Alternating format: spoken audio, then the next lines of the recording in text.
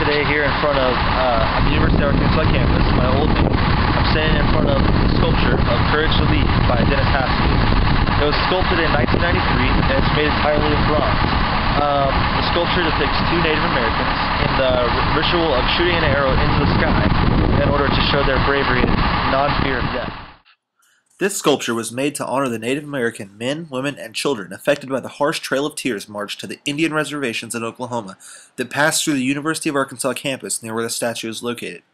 The Trail of Tears was a demoralizing and unethical move of Native Americans off of lands held by them and their ancestors for hundreds, if not thousands of years prior to white settlement.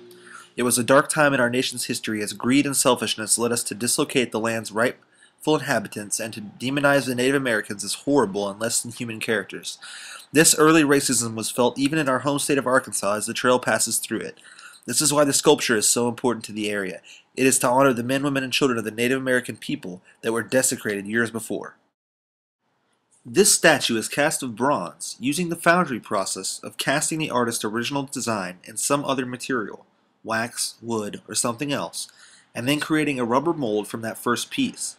Then, over time, other molds are made of wax and then ceramic, and then the molten bronze is poured in and allowed to set. This creates the finalized piece and allows the sculpture to have a more lifelike characteristic.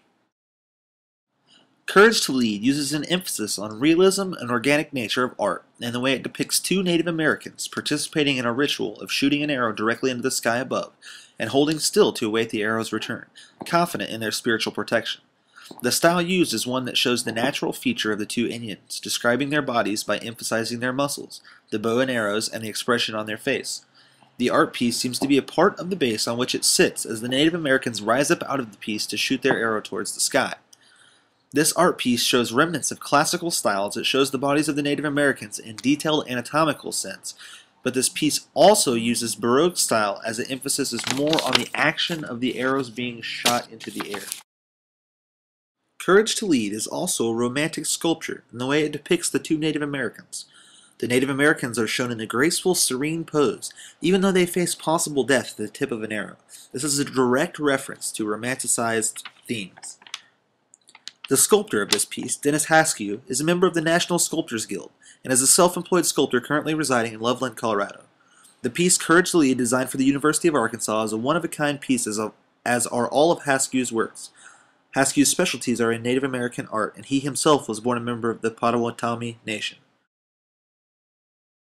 Dennis's sculptures reside throughout the United States, and mostly stem from his drawings and creative thoughts prior to sculpting. He feels an intense longing to Native American culture since he is one himself. I chose this piece because of its importance to the University of Arkansas and the world as it depicts the courage and bravery of Native Americans so near a spot that they were brutally marched off their land. This piece has an air of mystery and admiration, but also contains the subtle sadness of the fate that the Native Americans suffered under our ancestors' hands.